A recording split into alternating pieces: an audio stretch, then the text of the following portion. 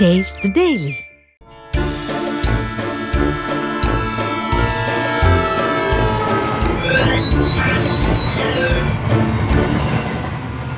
ஏலே மக்கா வணக்கம். மக்கா, வயநாடு நிலச்சரிவுல சிக்கி இதுவரை 293 பேர் இறந்திருக்காங்க. முண்டுக்கைன்னு ஒரு ஏரியாவில் இன்னும் ஏகப்பட்ட பேர் சிக்கியிருக்க வாய்ப்பு இருக்குன்னு சொல்றாங்க. மீட்பு பணிகள் இன்னும் நடந்துட்டு தான் இருக்கு. இவ்வளவு பெரிய பேரிடரை தேசிய பேரிடரை அறிவிக்கணும்னு அந்த ஊர் கவர்மெண்ட் கேட்டிருக்கு. ஆனா மத்திய அரசாங்கம் இப்ப வர ஆய்வு பண்றதுக்கு அதிகாரிகளை கூட அனுப்பலன்னு தெரியுது. நேத்தே நம்ம நிகழ்ச்சியில சொன்ன மாதிரி இந்த நிலைமையில கூட அரசியல் தான் பண்றாங்க. நாங்க எச்சரிச்சோம், மாநில அரசு கண்டுக்கடலன்னு சொல்றாங்க. இத கேரள மக்கள் மட்டுமில்ல, இந்தியாவில் எந்த மக்களும் ரசிக்கல. ஒரு பக்கம் ராகுல் காந்தி பாதிக்கப்பட்ட மக்களுக்கு ஆறுதல் சொல்லிட்டு இருக்காரு. இன்னொரு பக்கம் மத்திய அரசு மாற்றான் தாய் மனப்பான்மையோட நடந்துட்டு இருக்கு. அட நான் சொல்லல, கேரள மக்கள் சொல்றத நான் சொல்றேன். அம்புட்டுதான். சரி மக்கா, நம்ம ஊர் செய்தி நிறைய இருக்கு, அதை பேசுவோம். போய் குறுஞ்செய்தியை பார்த்துட்டு வாங்க.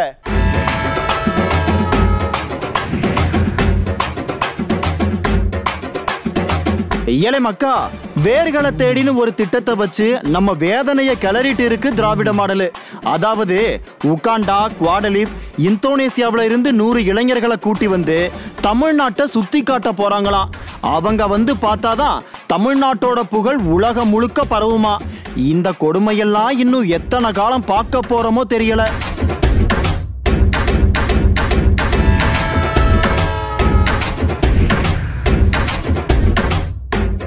இலங்கை கடற்படையோட ரோந்து படகு மோதினதால தமிழக மீனவர்களோட விசைப்படகு முங்கி அதுல ஒரு மீனவர் இறந்துட்டாரையா.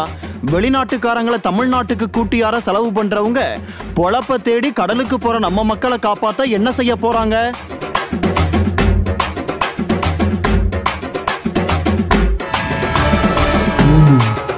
சென்னையில திமுக நிர்வாகி ஒருத்தரும் அவரோட மகனும் வக்கீல் ஒருத்தர் வீடு புகுந்து அடிச்சிருக்காங்களாம்ப்பா. முதல்ல கேஸ் போடாம பஞ்சாயத்து பேசின போலீஸ் இப்ப கேஸ் போட்டு வேற யாரோ 2 பேர்த்த அரெஸ்ட் பண்ணிருக்காங்களாம். இந்த கொடுமையெல்லாம் எங்க சொல்லி அல.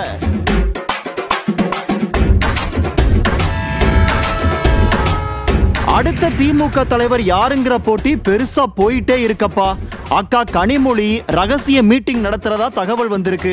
இப்ப அண்ணன் உதயநிதி ஒரு படி மேல போய் ஐயா ஸ்டாலின் மாதிரியே பசங்களோட உட்கார்ந்து சாப்பிட்டு சோ காட்டுதாரு.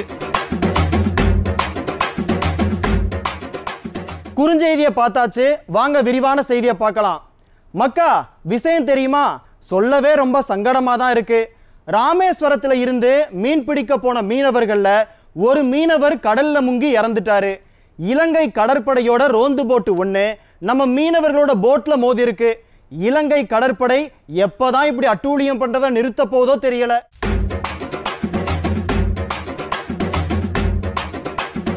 ஐயா கருணாநிதி தமிழ்நாட்டுக்கு பண்ண பல நல்ல காரியங்கள்ல ரொம்ப முக்கியமான நல்ல காரியம் என்னன்னா கச்சத்தீவை இலங்கைக்கு தாரவார்த்து கொடுத்தது.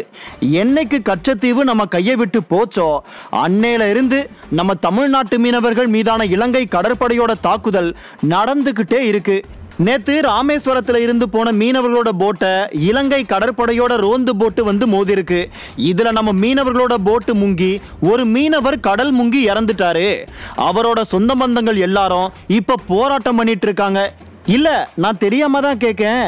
உலக நாடுகளுக்கு மத்தியில இந்தியாவோட மரியாதை கூடிருச்சுன்னு மத்தியில ஆட்சியில இருக்கிற கும்பல் சொல்லுது. ஆனா பக்கத்துல இருக்கிற இந்த இலங்கை அப்படி நம்மளை மதிக்கிற மாதிரி தெரியலையே. அவங்களுக்கு பஞ்சம் வந்தா சாப்பாடு கொடுக்கிறோம், காசு இல்லைன்னா நிதி கொடுக்கிறோம், எல்லாம் கொடுத்துட்டு அப்பப்பப்பா நம்ம மீனவர்களோட உசுரையும் கொடுத்துட்டு இருக்கோம். வருஷா வருஷம் இலங்கைக்கு நிதியுதவி பண்ற நம்ம மத்திய அரசு இலங்கை அரசை கண்டிச்சு மீனவர்களோட பிரச்சனைக்கு ஒரு முடிவு கொண்டு வர வேண்டாமா? ஏன் இந்த குஜராத் மாடலால அதை செய்ய முடியல? சரி, மத்தியில இருக்கிறவங்க செய்யல, ஐயா ஸ்டாலின் மத்திய அரசு கிட்ட அழுத்தம் கொடுக்க வேண்டாமா? ஐயா கருணாநிதியோட பேனா சிலைக்கு அனுமதி கேட்கவும் ஐயா பேர்ல நாணயம் வெளியிடவும் மத்திய அரசு கிட்ட திராவிட மாடல் பேசுது இல்ல. ஏன் மீனவர்களோட பிரச்சனையை பேசி தீர்க்க மாட்டிக்காங்க? என்னமோ பாக்குற ஜனங்க தான் இதுக்கு ஒரு பதில சொல்லணும். பொழப்ப தேடி கடலுக்குள்ள போற நம்ம மீனவர்களை நம்மளால காப்பாற்ற முடியல. ஐயா ஸ்டாலின் வெளிநாட்டுல இருந்து ஆட்களை கூட்டி வந்து அவங்களுக்கு செலவு பண்ணிட்டு இருக்காரு. ஏதோ வேர்களை தேடின்னு ஒரு திட்டமா வெளிநாட்டுல இருந்து ஆட்களை கூட்டி வந்து தமிழ்நாட்டை சுத்தி காட்டிட்டு இருக்காங்க. யாரு காசுல? நம்ம காசுல. சொபா, இதனால தமிழ்நாட்டுக்கு என்ன கிடைக்க போகுது? அமைதியா இருந்த தமிழ்நாட்டை அலங்கோலமாக்கி நாடால தெரியாம தினம் தினம் நாடகங்களை போட்டுட்டு இருக்கிற நாடக கும்பல் இன்னைக்கு வேர்களை தேடின்னு ஒரு நாடகத்தை போட்டிருக்காங்க. அதாவது தமிழ்நாட்டில் கரண்ட் பில் ஆரம்பிச்சு பால்வளை வரைக்கும் எல்லா விலையும் ஏத்தி ஏழை ஜனங்களோட கழுத்தை நெரிச்சு அருமையான ஆட்சி பண்ணிட்டு இருக்காங்கல்ல.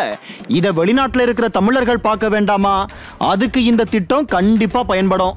இந்தோனேசியா, சிங்கப்பூர்னு உலகம் முழுக்க இருக்கிற தமிழர்களை சிலரை தேர்ந்தெடுத்து அவங்களை கூட்டி வந்து தமிழ்நாட்டில் இருக்கிற அருமை பெருமைகளை சுத்தி காட்ட போறாங்களாமா. யார் வீட்டு காசுல? இங்க அரும்பாடுபட்டு நாம அழுதுட்டு இருப்போம். நமக்கு சொத்து வரி, வீட்டு வரி, தண்ணி வரி, கட்டட வரி, தொழில் வரின்னு எல்லா வரியும் ஏத்துவாங்க. நம்ம காசை எடுத்து வெளிநாட்டுக்காரவங்களுக்கு செலவு பண்ணிட்டு இருப்பாங்களா? பள்ளிக்கூட பிள்ளைகளுக்கு ஸ்கூல் பேக் கிடைக்க மாட்டேங்கி. ஐயா பாருங்க, வெளிநாட்டில் இருந்து வந்தவங்களுக்கு துணிப்பை முதற்கொண்டு கொடுத்துட்டு இருக்காரு. வெளிநாட்டில இருந்து வரும்போது அது கூடவா எடுத்துட்டு வர மாட்டாங்க? இதெல்லாம் பண்ணக்கூடாதா? வெளிநாட்டில் இருந்தாலும் அவங்களும் தமிழர்கள் தானன்னு கேட்கலாம். பண்ணுங்க, வேண்டான்னு சொல்லல. இங்க தமிழனை வாழ வச்சுட்டு அப்புறமா வேற தேடுங்க. முதல்ல ஓட்டு போட்ட தமிழ்நாட்டு ஜனங்களை வாழ வச்சு முடிச்சிட்டீங்களா? பொழப்ப தேடி கடலுக்கு போற நம்ம மீனவர்களை காப்பாற்ற நம்மளால முடியல. 40 MP மாநிலத்தில் ஆட்சியெல்லாம் இருந்து என்ன செய்ய? நாம உலக தமிழர்களை கூப்பிட்டு இங்க சுத்தி காட்டி என்ன ஆக போகுது? என்னமோ இதெல்லாம் நியாயமாங்கிறத விளம்பர கும்பல் தான் யோசிக்கணும். என்னமக்கா, நான் சொல்றது சரிதானே? இந்த திட்டத்தை பத்தி நீங்க என்ன நினைக்கிறீங்கன்னு கமெண்ட்ல சொல்லுங்க. ஏலே மக்கா, மதுரையில ஐயா கருணாநிதி பேர்ல நூலகம் ஒண்ணு கட்டுனாங்கல்ல, அந்த நூலகத்தை 10 லட்சம் பேர் வந்து பார்த்திருக்காங்கன்னு ஐயா ஸ்டாலின் சொல்லியிருக்காரு. அதாவது அது மகத்தான திட்டம்னு சொல்ல வராரு. அந்த 10 லட்சம் பேர் எப்படி வந்தாங்க? இப்ப ஏன் ஐயா அதை பத்தி பேசணும்? எல்லாத்தையும் இந்த செய்தியில விரிவா பேசுவோம். ஏலே மக்கா, ஒரு வார காலமா தமிழ்நாட்டில் பள்ளிக்கூடங்களோட நிலைமை எப்படி மோசமா இருக்குன்னு நம்ம சொல்லிட்டு இருக்கோம். எடுத்துக்காட்டுக்கு கோபாலபுரங்கிற ஊர்ல உள்ள பள்ளிக்கூடத்துல வகுப்பறைகள் இல்லாம பசங்க வறண்டாவுல உட்காந்து பாடம் படிக்கிறதையும் கழிப்பற வசதி இல்லாம கஷ்டப்படுறதையும் சொல்லியிருந்தோம். இதே போல பல கவர்மெண்ட் பள்ளிக்கூடங்களை பத்தின செய்திகள் வெளிவந்து திராவிட மாடல் லட்சணம் பள்ளி இழிச்சிட்டு இருக்கு. இந்த நேரத்தில் ஐயா ஸ்டாலின் கருணாநிதி நூற்றாண்டு நூலகம் ப்ராஜெக்ட் சக்சஸ்னு ஒரு வீடியோ போட்டிருக்காரு. 10 லட்சம் பேர் வந்து பார்த்துட்டாங்களாம். இல்லை, தெரியாம தான் கேட்கேன், அவங்களாவா வந்து பார்த்தாங்க?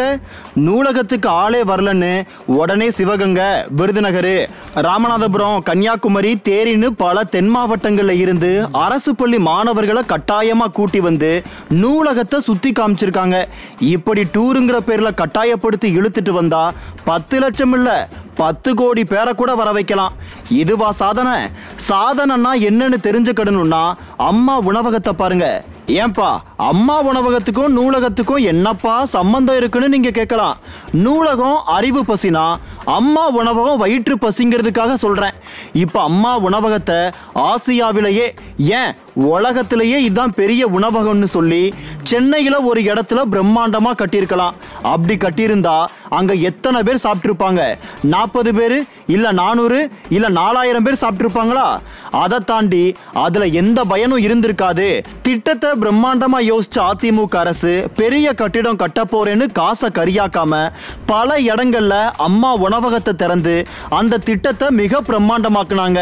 அதனாலதான் இப்ப வர அம்மா உணவகத்துக்குன்னு தனி பேர் இருக்கு. அது மாதிரி இந்த நூலகத்தை பண்ணிருக்கலாம். ஒரே இடத்துல பெருசா நூலகம் கட்டுறேன்னு கட்டி என்னத்தை சாதிச்சாங்க? மதுரை மக்களே எல்லாரும் இங்க வந்து படிக்க முடியாத சூழல் தான் இருக்கு. அதான் பிள்ளைகளை வலுக்கட்டாயமா இழுத்துட்டு போய் சுத்தி காட்டிட்டு 10 லட்சம் பேர் வந்துட்டாங்கன்னு விளம்பரம் பண்ணுதாங்க. மக்களுக்கு என்ன தேவையோ அது திட்டமா கொடுக்கணும். அதுதான் நல்ல அரசாங்கம். திட்டத்தை கொடுத்துட்டு அதுல பயனே இல்லைனாலும் பயன் இருக்கிற மாதிரி விளம்பரம் பண்றது நல்ல அரசாங்கம் இல்ல. இத திராவிட மாடல் புரிஞ்சுக்கணும். ஏலே மக்கா, ஐயா ஒரு பக்கம் கல்விக்கு முக்கியத்துவம் கொடுக்கிற மாதிரி நாடகம் போட்டுட்டு இருக்கேல, கோயம்புத்தூர் பக்கம் பசங்க கிளாஸ் ரூம்ல உட்காந்து மது சாப்பிட்டு இருக்காங்க. எப்படி இருக்கு பாருங்க. வாத்தியார்கள் பாவம் மிரண்டு போயிட்டாங்க. சின்ன சின்ன பசங்களுக்கெல்லாம் சாராயம் கிடைக்குது. பார்த்துக்கோங்க, திராவிட மாடல் நமக்கு கொடுத்த விடியல் இதுதான். சரி மக்கா, இன்னைக்கு நிகழ்ச்சி இத்தோட முடிஞ்சது. நாளைக்கு மறுபடியும் சந்திப்போம். நன்றி, வணக்கம்.